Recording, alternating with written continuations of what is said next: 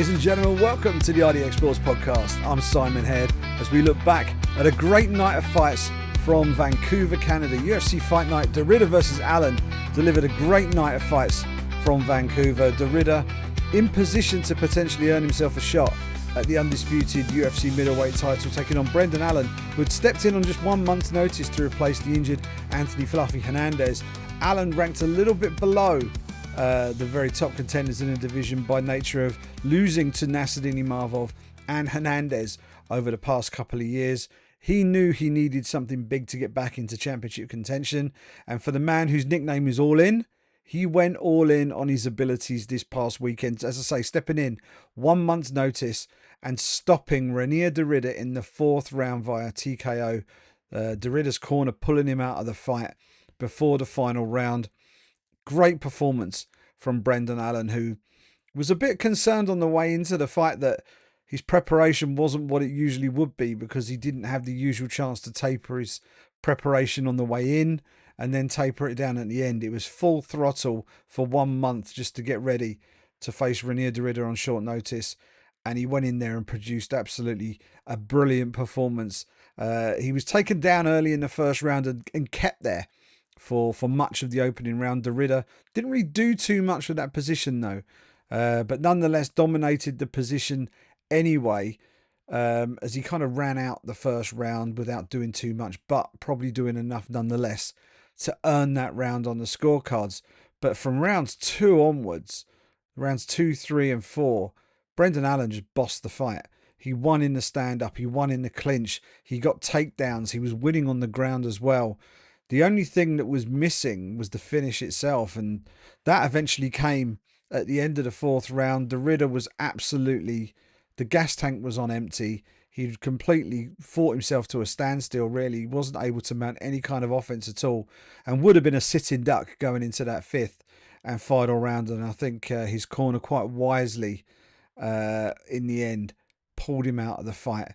He wasn't able to continue. The doctor had a look at him, said he wasn't able to continue. So Reinier de Ridder stopped right on the cusp of championship contention. Brendan Allen is now a factor at 185 pounds. He was always a factor anyway, but he wasn't ranked highly enough to be considered a legit contender for the belt, or at least an immediate one. This win should put him there or thereabouts. I mean, De Ridder was ranked 4th. He should, in theory, get at least 4th in the UFC rankings as a result of beating De Ridder. That puts him in the mix. We've got Anthony Fluffy Hernandez, who was due to compete on this card, but was ruled out through injury. He's still very much a factor.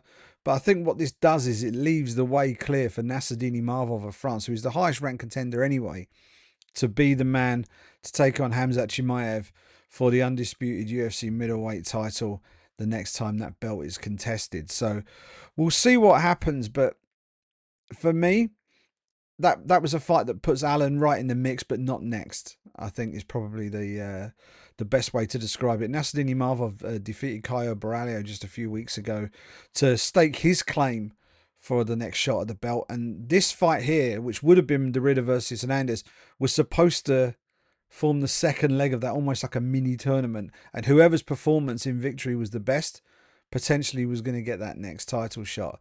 The fact that Allen has had to step in on short notice as a lower ranked contender, it's going to be a bit of a stretch to put him above Nassourdine Imavov, given that A, Imavov holds a win over him, and B, the Frenchman is already ranked higher in the division anyway. So to me, this cements Nassourdine Imavov as the number 1 contender for the undisputed middleweight title. Brendan Allen made sure to call out 3 different names. He called for the fight with Chimaev, as he absolutely should. That was the prime time to do that. But he also said, if that fight isn't next, give me the former champion. Give me Dricus du Plessis. That's a fight that he's been chasing for a while. And if he doesn't get that, there's another champion whose name he had ready to go, and that was Sean Strickland. So 3 good call-outs, 3 good names, and I think 3 viable matchups. I just think that the title fight might just be a bridge too far right now. If Allen fights one of the other 2 and then wins that, especially if he wins it inside the distance, then we could see him in line next. So we'll see how it all goes. But what a weekend for Brendan Allen, who, you know, he's American and he fights out of the USA, but has family in Canada. So he was flying the Canadian flag, repping Canada on fight night, and got a little bit of the rub from the Canadian fan base, and a little bit of good luck perhaps, as he put in a huge performance. There's no luck about the performance, but wow, what a display from Brendan Orlin Allen, who is now right in there at the very sharp end of the UFC 185-pound division.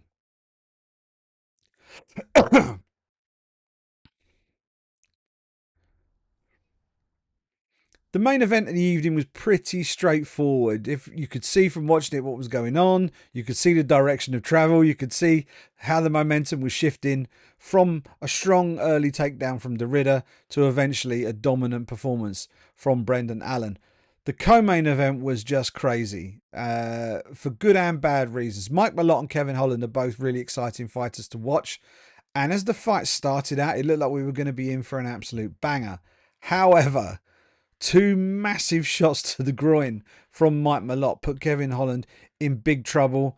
And the referee, Dan Mergliotta, opted not to take points from Mike Malott, where I think after the second one, he probably should have done. And Kevin Holland really, arguably, should have not carried on after the first one. The first one just folded him up like a deck chair, and I don't know how he got up and carried on after that. He took all 5 minutes and then a little bit extra before eventually saying, yeah, I'll carry on. But it was more the fact that he didn't want to be the guy to pull himself out of the fight rather than him wanting to carry on. I think that's probably a better way of putting it.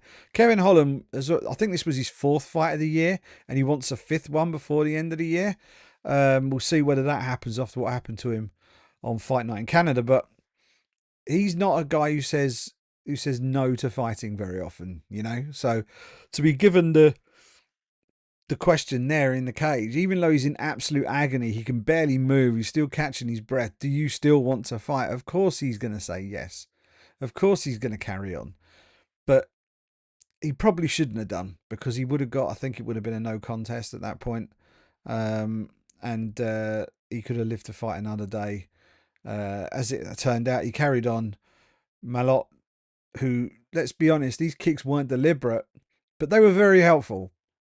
They were very helpful, as they gave him the clear advantage at that point in the fight. Holland was very compromised, and Malott did enough to win the fight 29-28 on all 3 scorecards. But the reason we talk about referee Dan Mergliotta is because that was not the only controversial call on the fight card from the very experienced referee.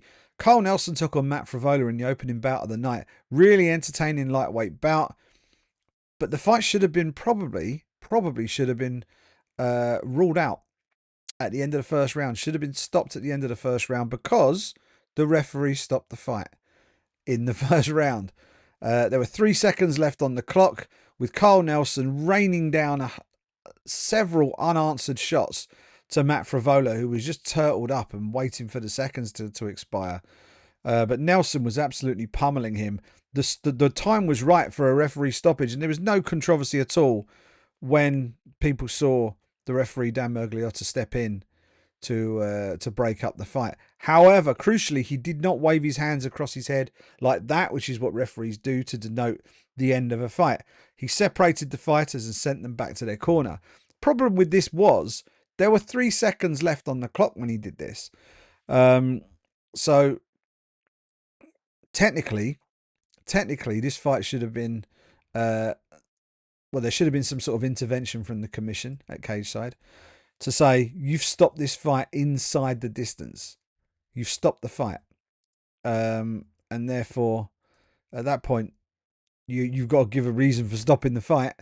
And potentially it could have been a TKO finish. I don't know.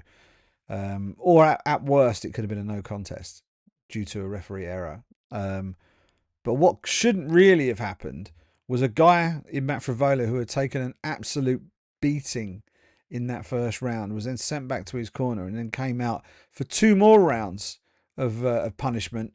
And the fight eventually went the distance. Carl Nelson had to recover himself after that first round. He thought he'd won. Everyone in the building thought he'd won. The commentary team thought he'd won. And then it was only as time went on and it was like, hang on a minute.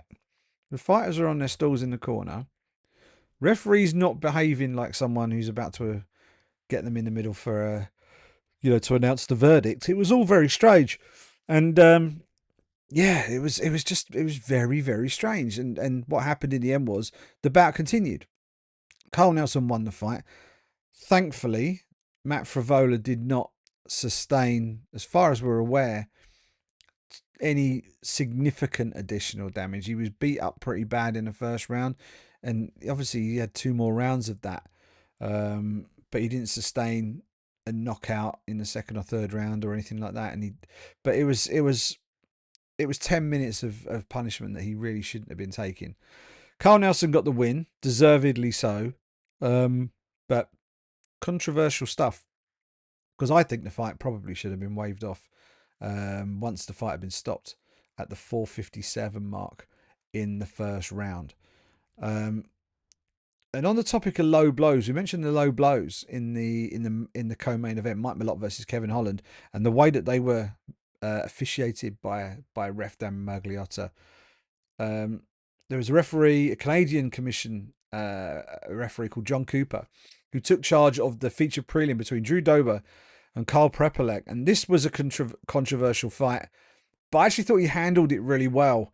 Prepolec got badly. I mean, Prepolec fought really well, won the first 2 rounds, looked like he was on his way towards a decision.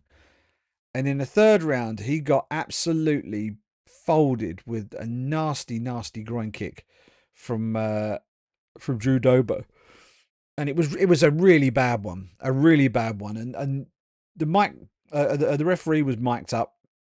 You've got the in-cage mics as well, so you can kind of hear what's going on.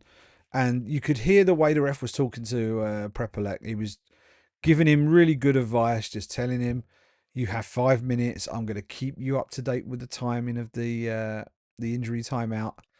And please use all this time, because that was a bad one, right?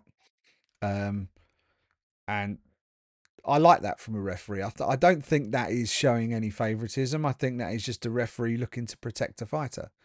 I think that's good. I think referees should do that more often. They should perhaps stress the facility of the 5 minutes and encourage them to use as much of it as they absolutely need.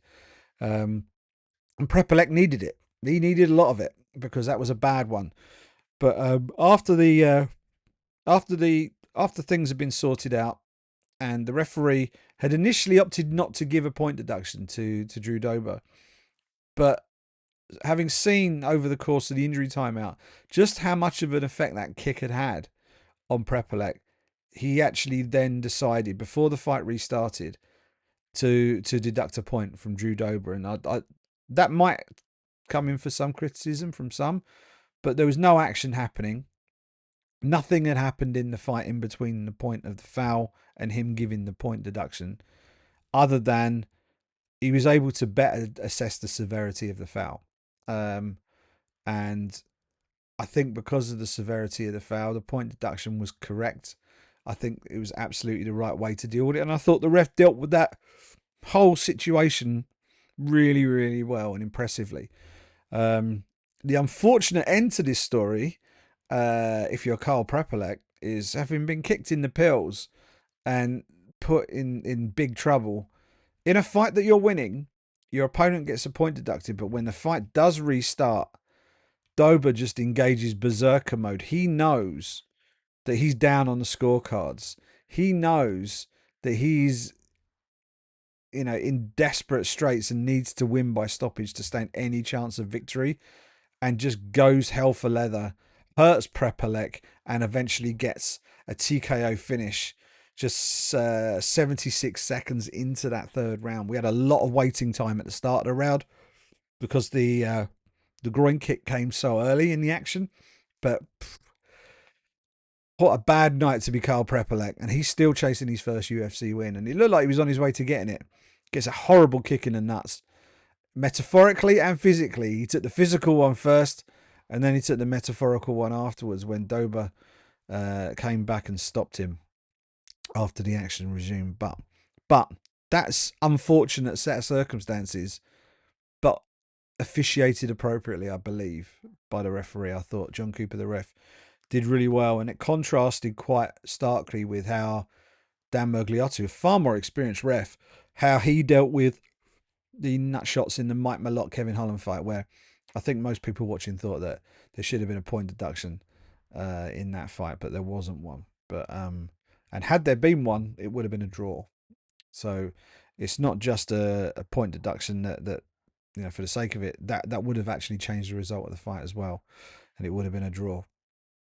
But the officiating aside, there was loads and loads of great action on UFC Fight Night in Vancouver. Let's take a run down some of the other big stories of the night. On the main card, we'll go back to the main card. Ayman Zahabi taking on Marlon Chito Vera.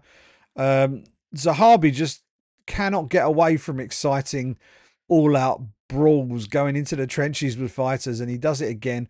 Gets a split decision win over Marlon Vera. Super close fight. I looked online. There were some people had it for Vera, some people had it for Zahabi, but it was a really close fight. And he's been in the trenches with a host of names now.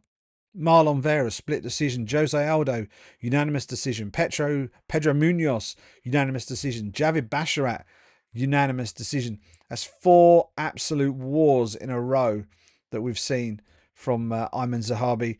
And he's now working his way up that bantamweight division. He might not be the most fashionable name, but if you're one of those top 6, top 7 contenders, which is, he should be sat around that mark, maybe a bit under that.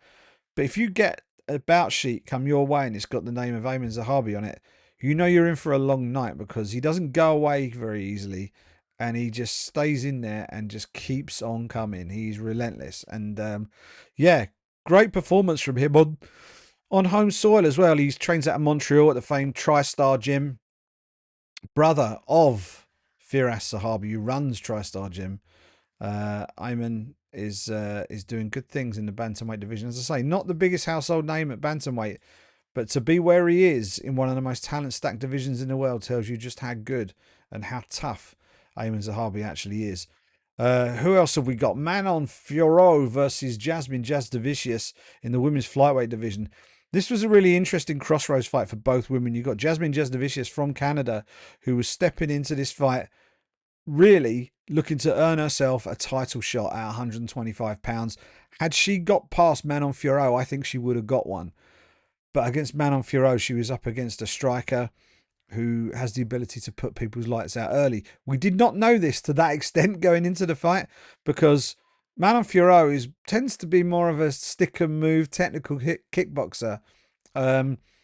Heavy shots, yes, but she tends not to go for the kill. She's just accumulating damage and staying on the outside and just picking people apart. Not the case. Not the case against Jasmine Jasudavicius. Jasmine, who likes to get in there, get the fight to the mat, drag things into the mud a little bit, and win the fight on the ground, got hurt early. Hurt badly early and finished in just 1 minute 14 seconds. Probably the biggest win of Manon Fiorot's UFC career, given that she was looking to rebound off a title fight defeat to Valentina Shevchenko. It was more a case of, okay, you've been to the mountaintop, you've now fallen down. At what point do you settle before you can rebuild and go again?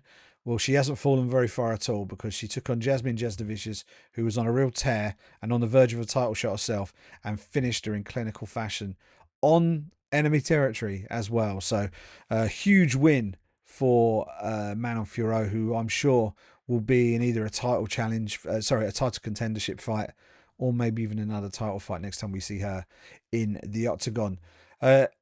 We did have a Canadian winner on the card alongside Mike Malott. We had Carl Nelson getting the win, and we also had Charles Air Jourdain taking on Davy Grant of the UK. Davy Grant is one of these. It's hard not to love Davy Grant. He's such a top bloke. Always happy, always very sort of happy-go-lucky sort of character, and a lot of fun to watch fight. High output, high intensity. Always gives a good account of himself. But against Charles Jourdain, fighting on home soil, Jourdain was just a little bit too good. Hit him with, I think, 3 flying knees in that fight. One of them might have fell just a little bit short. Second one clipped him. Third one rocked him really badly, sent him down to the mat, and Jourdain locks up a guillotine choke and finishes the fight just 3 minutes 5 seconds into the first round. Hugely impressive from Charles Jourdain, who, when he fights like that, he can beat most people in the world fighting like that. That was really impressive from him, and great to see him getting a win on home soil. Not so great to see Davey Grant pick up a loss. They were saying during the fight he's moved all his family over to Vegas. He's now training at Syndicate MMA. He might not have got the result this time around, but his game is going to level up training over there with the guys at Syndicate MMA, John Wood, and all the crew out there in Las Vegas. That's your main card. Brendan Allen defeats Reinier de Ridder, 4th round TKO. Mike Malott beats Kevin Holland by unanimous decision.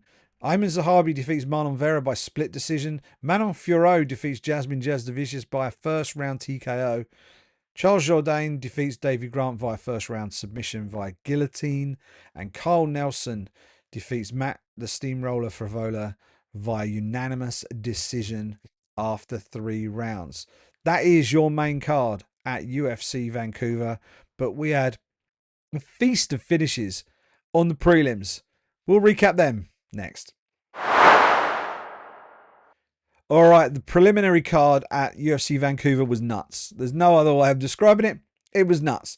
We talked about the feature prelim already, the Drew Dober Carl Prepolek fight. We had big punches, we had kicks to the nuts. We had a little bit of everything going on in that fight, and it was Drew Dober who eventually got the 3rd round TKO victory. If that one dragged out to the 3rd round, that kind of made up for the fight that happened before, because at bantamweight, Auri Kileng of China needed just 21 seconds to finish Cody Gibson with strikes. Blink and you'll miss it stuff. Crushing finish. And when he puts his shots together like that, he's an absolute weapon at 135 pounds. No one's going to want to fight this guy. And he's doing big things in the bantamweight division. You take a look at his career, it's been very up and down. He's been in the UFC for a while. He's got wins over Cameron Else, Jay Perrin, Johnny Munoz, and now Cody Gibson. But when he levels up, he tends to get beat. So he's lost to Jeff Molina, Cody Durden, the aforementioned Ayman Zahabi, and Raul Rosas Jr. So he's still trying to find his way up there, but he's a dangerous man to stand in front of in the cage, as we found out, against Cody Gibson, who is a tough, gritty veteran who can take a fair amount of punishment in the octagon, but not on Saturday night. Auri Kileng getting the job done in just 21 seconds. Big win for Bruno Silva, who defeats Park Yun-sung via 3rd round submission. Both men looking to make their way into contention at 125 pounds. I actually thought Park Yun-sung was going to be the guy who comes out of this with the win. Turned out it was Bruno Silva. Rear naked choke submission gets that one done in the 3rd round. The only fight on the prelims to go to distance came in the middleweight bout in the middle of the prelim card. Jordan Ribeiro dos Santos edged Danny Barlow via unanimous decision, 29-28 across the board. Competitive fight, but it was Jordan Ribeiro who got the job done in that one. And then we had 3 3rd round finishes. We had 5 3rd round finishes on the prelims. So if you wanted to get the job done, other than that Auri Kileng 21-second finish, everything else was the 3rd round. So everyone got their money's worth, but they still got the finishes as well. So Stephanie Luciano submits Ravina Oliveira in the 3rd round of their women's strawweight bout. Rear naked choke getting the job done there halfway through the 3rd round. Yusri Belgaruri taking on Asmat Bekoev. Belgaruri, kickboxing champion, wants a crack at Alex Pereira at some point in a not too distant future. We'll see how that goes. He defeats Bekoev in the 3rd round, 55 seconds into that round. And Melissa Croden of Canada on her UFC debut, getting a 3rd round TKO finish over Tainara Lisboa with just 28 seconds left on the clock. The bonuses went to Drew Dober and Carl Prepolek for fight of the night. I'm glad to see Carl Prepolek got 50 Gs after being folded up like that and then losing. Charles Jourdain got 50k, as did Auri Kileng as well. Yeah, Brendan Allen arguably deserves a bonus, but I think his bonus comes in the form of what happens next in his career. And Manon Fiorot could potentially find herself a little bit unlucky not to be getting a bonus, because that was a huge performance from her to finish Jasmine Jasudavicius. All in all, a great night of fights from the Rogers Arena in Vancouver, British Columbia, Canada. Brendan Allen getting the biggest win possibly of his UFC career. Manon Fiorot arguably getting the biggest win of her UFC career as well. Mike Malott moving into contendership potentially at welterweight, moving towards some of the division's bigger names. Ayman Zahabi proving that he is a tough nut to crack at 135 pounds. Great night, all things considered. And we've got a big night coming our way this weekend. UFC 321 from Abu Dhabi. Great for us Brits because it's happening in prime time. It's live on TNT Sports box office, so it's pay-per-view. You're going to have to stump up a few quid for it. But Tom Aspinall taking on Cyril Gane for the undisputed heavyweight championship of the world in the main event. We all know that Tom Aspinall has been a champion for much longer than the undisputed name has been attached to him. But he's run through the entire division pretty much like a hot knife through butter. He's knocked out or submitted virtually everybody in the top 10 to get to the top of the division. Became interim champion by just demolishing Sergey Pavlovich. Retained his title with a 60-second finish of Curtis Blades. And now here he is looking to take on Cyril Gane, the former interim champion, in what will be the first defence of the undisputed heavyweight title. John Jones has long since departed the heavyweight championship picture, and now it's time for a new era in the heavyweight division. Tom Aspinall taking on Cyril Gane in the main event, and the women's strawweight division will have a new champion. Verna Jandiroba will be taking on Mackenzie Dern for the vacant belt in a rematch. Dern edged their first fight, which was a cracker. They're going to run it back with championship gold on the line in the co-main event in Abu Dhabi. Should be a good night of fights on Saturday night, and we'll be back next week to unpack all the action on the RDX Sports Podcast. But for now, that's all we've got time for you on the show this week. Give us a follow at Simon Head Sport across all social platforms, at RDX Sports on X, at RDX_sports on Instagram as well. And don't forget to subscribe to RDX Sports YouTube channel. Hit the like button, hit the subscribe button, and never miss an episode of the RDX Sports Podcast. And we've got plenty of other good stuff on the RDX Sports channel as well. That's all we've got for you on the RDX Sports Podcast this week. Enjoy the fights this weekend, UFC 321 in Abu Dhabi, and I'll talk to you again next week.